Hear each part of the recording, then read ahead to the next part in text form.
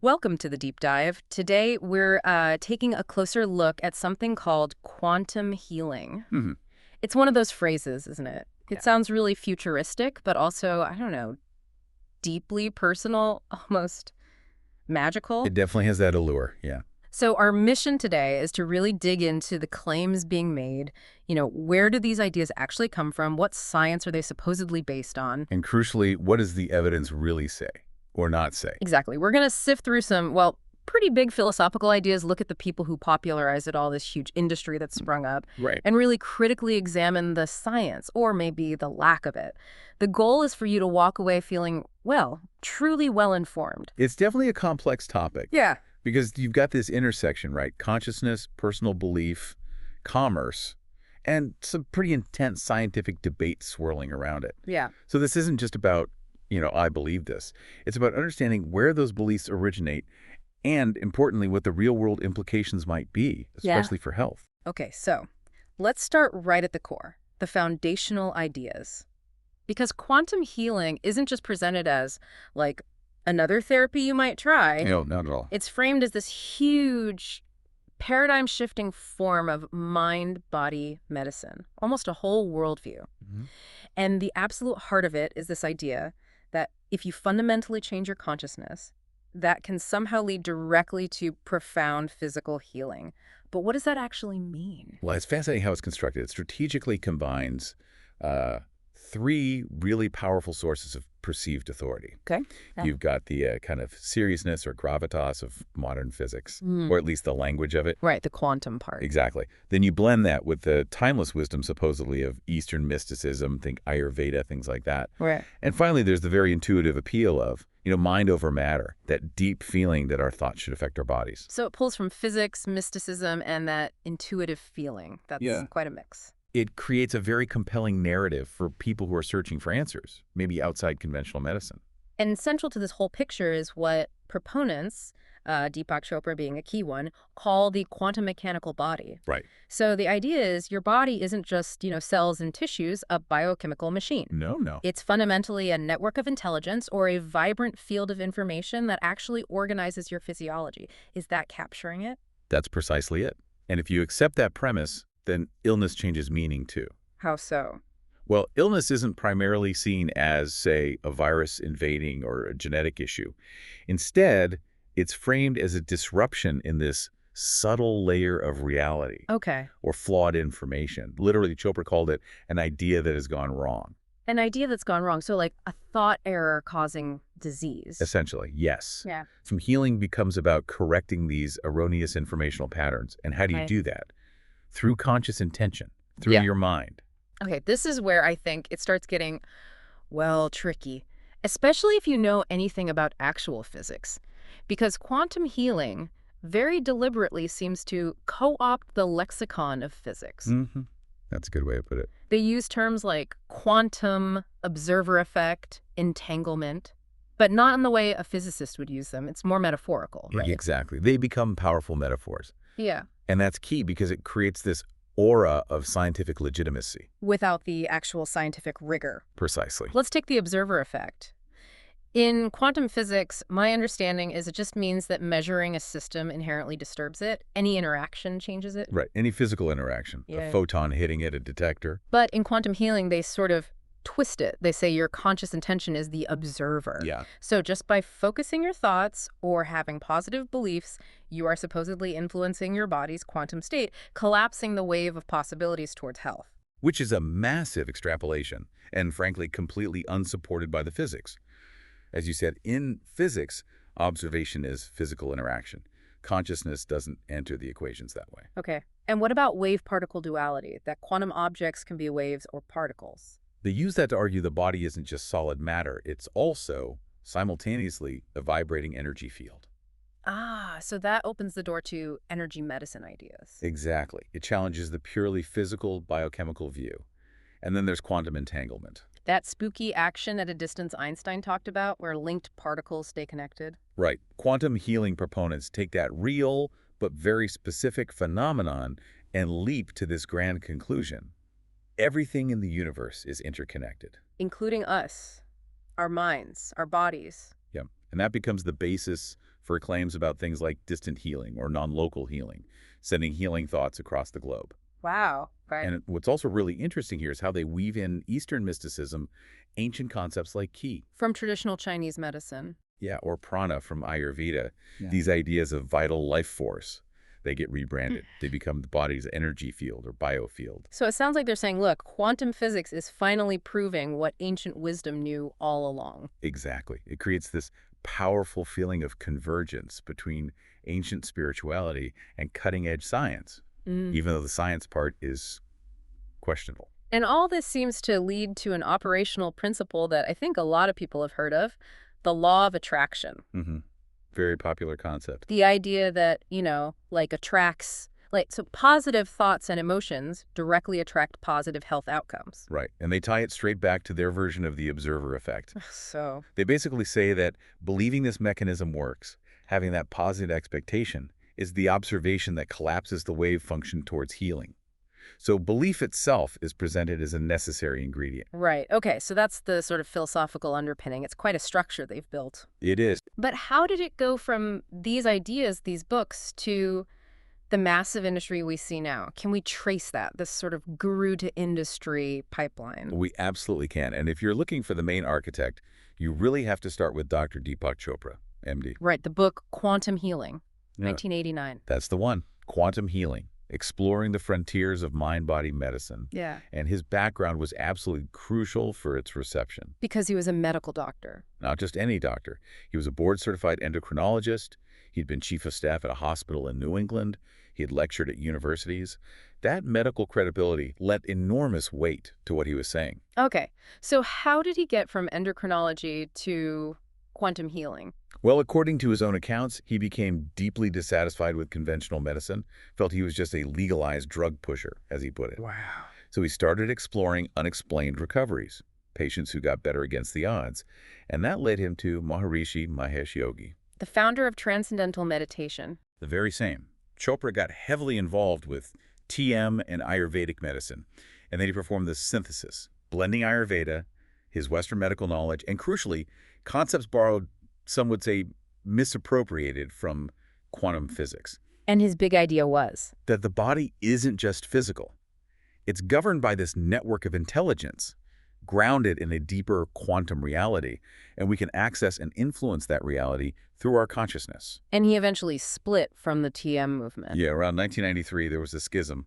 After that, Chopra really became his own independent global brand, a huge influence. Okay, so Chopra is pivotal, but you mentioned other developments like Dolores Cannon and QHHT. Right, Dolores Cannon. Her Quantum Healing Hypnosis Technique, QHHT, is another really significant branch, though it came a bit later. It seems she added the quantum label to her existing deep hypnosis practice, maybe in the early 2000s. So it wasn't initially conceived as quantum. Apparently not. But it fit the growing trend. And her approach is quite different from Chopra's focus on meditation and Ayurveda. How so? Cannon used very deep hypnosis to access what she called the subconscious, or sometimes the higher self. Okay. And the subconscious, she claimed, wasn't like the Freudian subconscious. It was a direct link to the source, an all-knowing entity with unlimited knowledge and ability to heal the physical body instantly. Wow. That's a big claim. How does that connect to quantum? Well, it aligns neatly with the broader quantum healing narrative.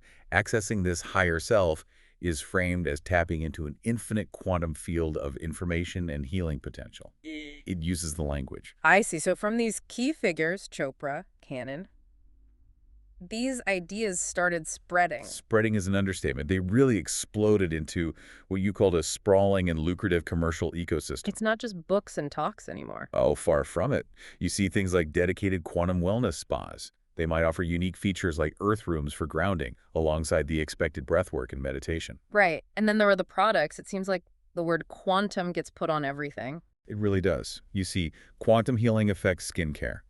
You see quantum healing pendants, bracelets, stickers, all sorts of things claiming to hold or emit some kind of beneficial quantum energy. It's become a brand. Very marketable one.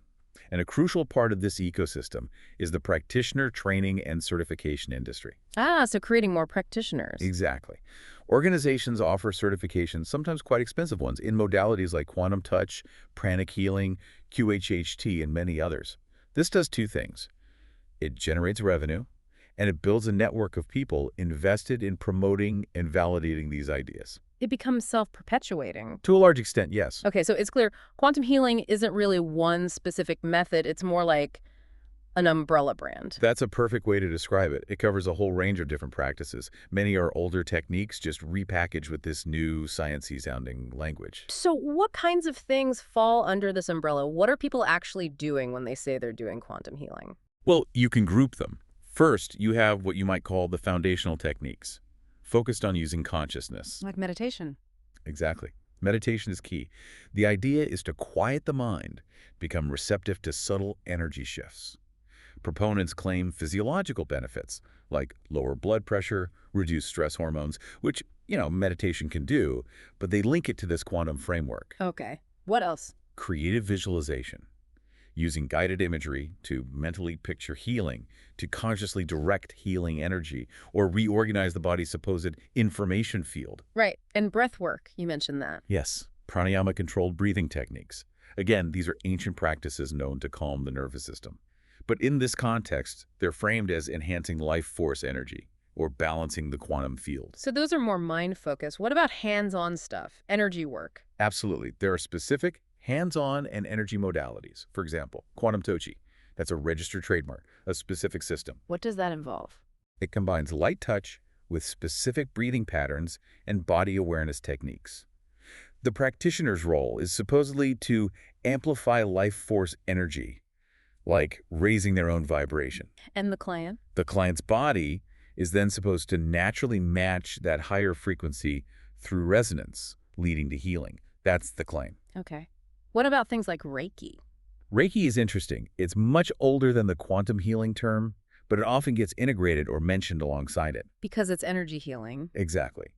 The practitioner sees themselves as a conduit for universal life force energy, channeling it through their palms to the client.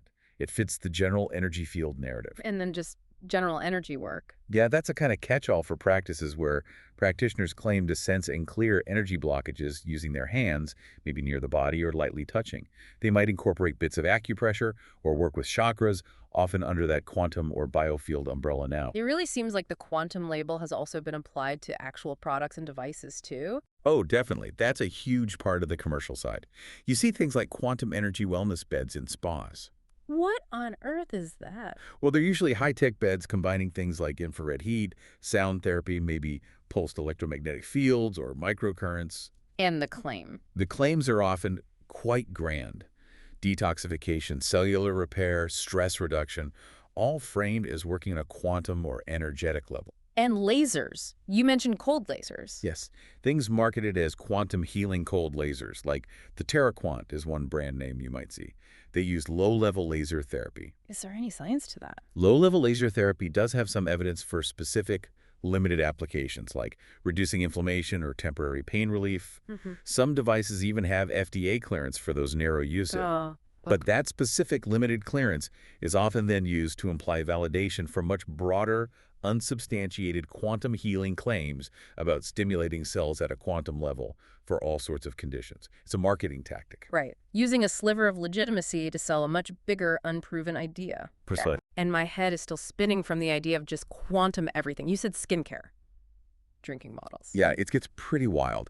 Skincare, claiming to be infused with positive intentions or having a quantum effect. Water bottles that supposedly structure water using quantum principles. Even things like quantum blocks.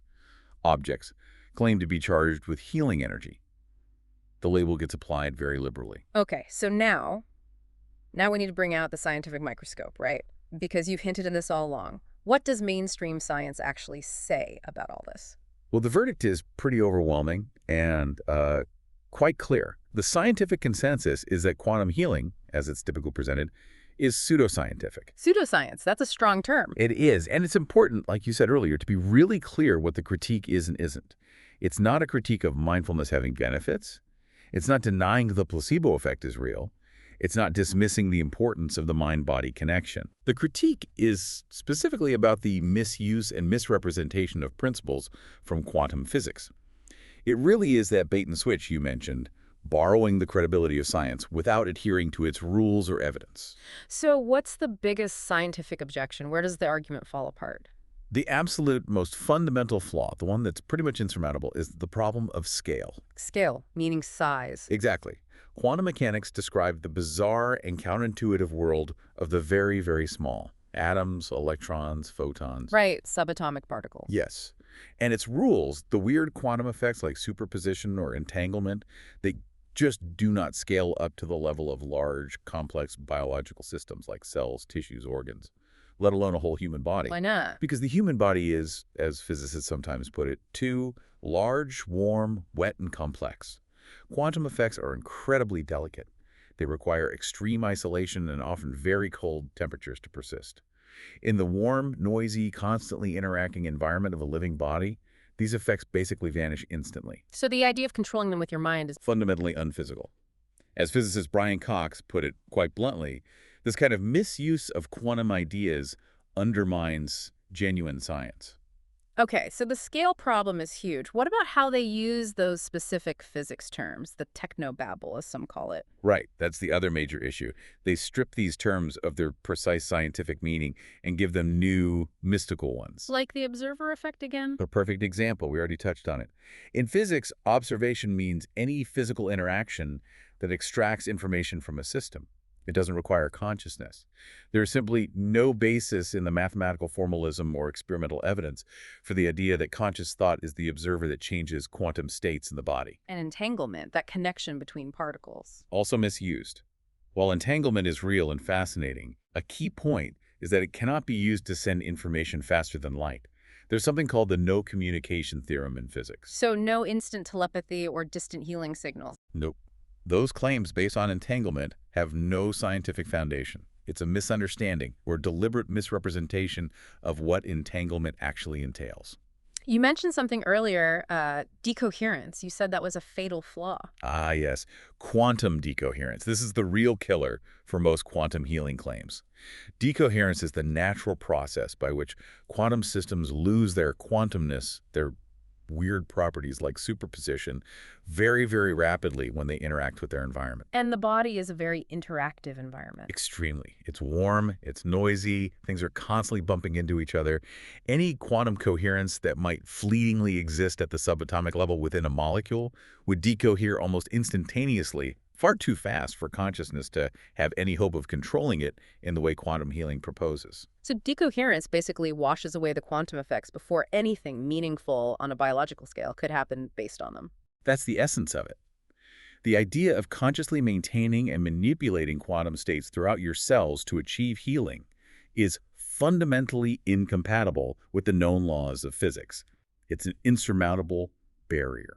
This really brings up a crucial point for you, the listener.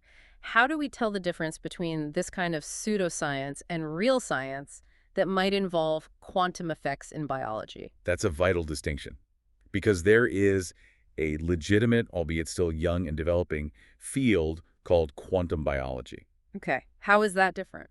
Quantum biology is investigating very specific, localized, and typically non-conscious quantum effects that might play a functional role in certain biological processes. Like what? Give me an example. Okay, the standard examples are things like photosynthesis, how plants convert light to energy with incredible efficiency. There seem to be quantum coherence effects involved. Or how some birds navigate using the Earth's magnetic field. There's a hypothesis involving quantum entanglement in chemical reactions in their eyes. So these are specific microscopic mechanisms, not consciousness healing the whole body. Exactly. They're specific, measurable phenomena being studied rigorously. Quantum mysticism, which is really what quantum healing falls under, is completely different. It makes broad, sweeping, often unfalsifiable metaphysical claims about consciousness and energy fields without rigorous research or plausible mechanisms. And mixing them up is dangerous. It's very harmful. Yeah. Yes, because the pseudoscience co-opts the credibility of genuine scientific inquiry. It makes it harder for the public to trust real science when the language is abused like this. Okay, so the theoretical physics arguments against quantum healing seem pretty solid. Decoherence, scale. They're very strong, yes. But what about actual studies? Is there any empirical evidence? Forget the theory for a second. Does it work in practice, even if we don't know why? That's where you hit the second major problem. the profound chasm, as you put it earlier, between the extraordinary claims and the standards of scientific evidence. Yeah. Meaning there's a striking lack of credible, high-quality research to back up the core claims of quantum healing, the idea that consciousness directs quantum effects for healing. But proponents often do point to studies, don't they? They do, but when you look closely at what they're pointing to, it often falls into a few categories that don't actually support the main claims. Like what? Well, sometimes you see theoretical and definitional papers. These aren't experiments. They're more like philosophical or speculative treatises masquerading as scientific research. Someone might create a mathematical definition for soul sickness, but that's not evidence it exists or can be healed quantumly. Okay, so philosophical papers aren't proof. What else? Then there are studies on adjacent or mislabeled technologies. We talked about the cold lasers, for instance. Right. A study might show a cold laser reduces pain slightly. And that gets presented as proof of quantum healing. Or maybe an in vitro lab study shows some quantum hyperlight affects stem cells in a dish. These specific narrow findings cannot be extrapolated to validate the grand, consciousness-based claims about healing the whole person with your mind. That makes sense. Are there any studies on the actual techniques like quantum touch or QHHT? There are some, yes, but they tend to be small, uncontrolled, and biased studies. Remember that quantum touchy pilot study you mentioned? Yeah, it reported a big drop in pain, 67% or something. Right. But critically, it had only 41 people, it lacked a control group, there was no blinding, people knew they were getting the treatment, and it relied totally on subjective self-report. The practitioners might have even recruited participants. So you can't tell if it was the quantum touch or just wanting it to work. Exactly. It's impossible to separate any real effect from the placebo effect, expectation bias, and just the attention from the practitioner. And when you look at broader reviews of energy healing techniques in general, they consistently find these kinds of major methodological problems and a failure of independent researchers to replicate the positive findings. So the elephant in the room seems to be the placebo effect. Absolutely. It's the most likely and scientifically plausible explanation for almost all the perceived benefits reported from quantum healing practices. Just to clarify for everyone, a placebo is? It's an inert substance, like a sugar pill or a sham procedure, that causes a real improvement in a person's condition simply because they believe it will work. The mind's expectation triggers real physiological changes. And quantum healing seems tailor-made for placebo. Exceptionally well suited, yes. Think about all the elements involved. You often have a very empathetic, attentive practitioner making you feel cared for. You have an elaborate therapeutic ritual, maybe involving special language, touch, visualization. You have the patient's strong desire and expectation to be healed. And you have the powerful narrative involving mysterious quantum forces. It's a perfect recipe for a strong placebo response. A very powerful or enhanced placebo response. Plus, you can't discount other factors like the natural course of an illness. Sometimes people just get better on their own, natural remission, or maybe they're also making lifestyle changes at the same time. These studies rarely control for all that. This brings us to the power of stories, right? Anecdotal evidence. People saying, it worked for me. And those stories can be incredibly moving and persuasive. If someone you trust tells you quantum healing cured their back pain, that feels very real. But scientifically? Scientifically, anecdotes are considered the lowest form of evidence. There's just no way to know what really happened. Was it a misdiagnosis initially? Was it the placebo effect? Did they also start exercising? Was it just coincidence? You can't control for any of that. So relying on anecdotes essentially keeps quantum healing safe from real testing. It effectively insulates quantum healing from any form of external validation? Yes. If the standard of proof is just stories, you never have to face rigorous, controlled study. Can we look at some specific study examples again, just to crystallize this? That quantum touch study. The Tully et al. Yes. 2022 one. Yes. Conclusion. Extremely low anecdotal level of evidence due to the flaws we discussed. Okay. And that review on spiritual healing, Asifai et al. From 2003. Also rated low and conclusive. Why? Widespread methodological flaws in the studies it reviewed. No firm conclusions could be drawn. What about that lab study on quantum hyperlight? Koch et al. 2024. That was cells in a dish, in vitro. Conclusion. Not applicable to clinical claims about healing people. You can't leap from a petri dish to treating illness. Right. But there was one study you mentioned that seemed quite alarming. The Johnson et al. One from 2018 about alternative medicine for cancer. Yes, that one is crucial. It wasn't studying quantum healing specifically, but looked at cancer patients who chose alternative medicine, which often includes ideologies like quantum healing, instead of conventional treatments like surgery, chemo, radiation. And the finding? The finding, published in a major journal, JAMA Oncology, was stark. Those patients had a significantly higher risk of death, more than double the risk for some cancers, compared to patients receiving conventional care. Wow. It provides strong evidence of harm associated not necessarily with the techniques themselves, like meditation, but with the behavior these ideologies can encourage, namely abandoning proven treatments. That really shifts the perspective, even if the techniques seem harmless, like meditation or visualization. Exactly. The danger isn't necessarily in the techniques themselves, but in the overarching ideological framework they're embedded in. Quantum healing carries significant risks. And the biggest risk is that one you just highlighted. Yes, the primary danger. Displacement of or delay in receiving effective conventional medicine. That is the most serious concern. Because the claims are so grand, claims of cure. Precisely. They can instill false hope. This can lead vulnerable patients, maybe desperate or scared, to delay or reject conventional treatments that actually have a strong evidence base and could save or significantly prolong their lives. And that 2018 study showed the real-world consequences. A more than a twofold greater risk of death for those choosing alternative medicine alone for curable cancers. It's a tragedy that oncologists see happening, patients choosing unproven remedies over treatments with a real chance of success. That's devastating. Are there other risks beyond delaying care? Yes, definitely. There's a potential for exploitation of vulnerability in several ways. Okay. Well, financial exploitation is common. These therapies, sessions, products, certifications, they can be very expensive, and they're almost never covered by insurance. Vulnerable people can spend huge sums of money chasing these cures. And psychological harm. Yes, psychological harm is a real risk too. With techniques like QHHT that involve deep hypnosis, there's a documented risk of inducing false memories.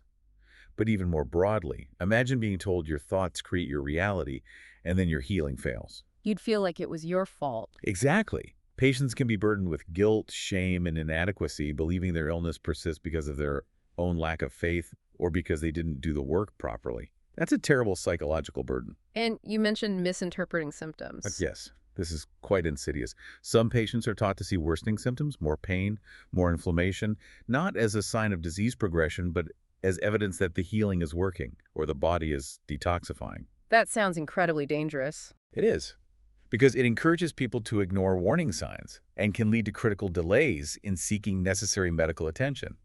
This must put doctors, especially oncologists, in a terrible position. It really does.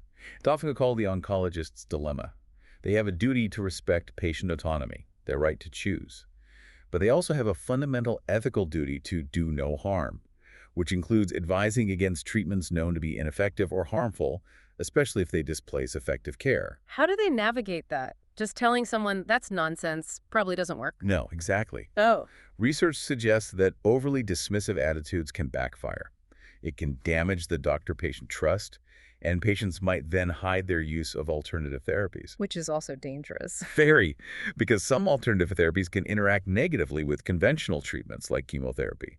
So the best practice advice is for doctors to have open, non-judgmental discussions. Try to understand why the patient is drawn to these therapies, what their values are. And find common ground. Try to build common ground to provide evidence-based counsel in a way the patient might hear while still respecting their ultimate decisions. It's incredibly challenging. And layering on top of all this is a lack of regulation. Yes, that's a huge issue. There are major regulatory voids and a real challenge of accountability in the broader alternative therapy industry. Meaning anyone can call themselves a quantum healer?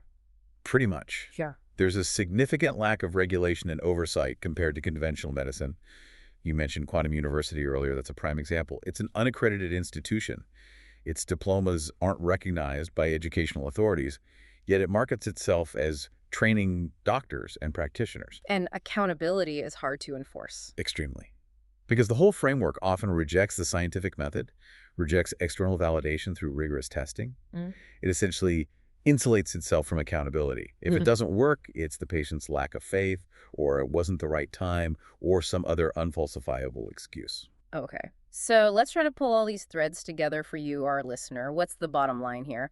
Well, I think our deep dive really shows that quantum healing, as it's generally understood and marketed, is a pseudoscientific framework. Right. It fundamentally misinterprets and misapplies genuine principles of quantum mechanics. Critically, it lacks credible, rigorous scientific evidence to support its core claims beyond what can be explained by the very real but non-quantum placebo effect. And perhaps most importantly, it carries significant risks, especially the potential danger of displacing or delaying effective evidence-based medical care. Which can have dire consequences. So for you listening, the takeaway seems to be cultivate a healthy skepticism. Be critical. Absolutely. And learn to distinguish. There's a difference between complementary practices that might genuinely support your well-being alongside conventional care, like using meditation to manage stress during cancer treatment. Okay. And alternative therapies that position themselves as replacements for conventional care, demanding you reject proven medicine based on pseudoscientific ideas. That's the danger zone. Then the cardinal rule. Always discuss all therapies you're considering, supplements, energy work, anything with your actual medical doctor. Right. They need the full picture to advise you safely. From the other side, though, why is this stuff so popular? If the science isn't there, why does it resonate with so many people? That's a really important sociological question. I think it speaks to several things.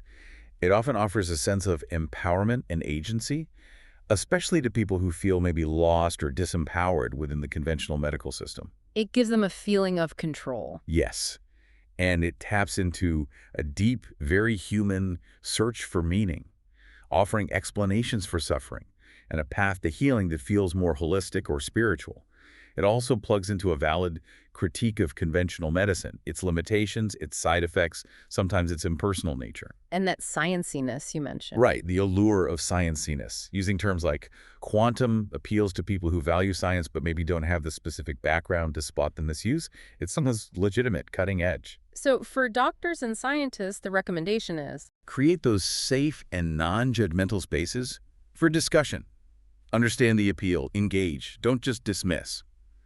And for policymakers, there's a clear need for better oversight of the claims made by this industry and a real need to boost public scientific literacy. which brings us to our final thought for you to mull over. In this world just overflowing with information, some of it solid, some of it not so solid, some of it deliberately misleading, how do you navigate your own personal quest for health and well-being? How do you ensure you're empowering yourself with knowledge that actually stands up to scrutiny rather than just promises that sound good?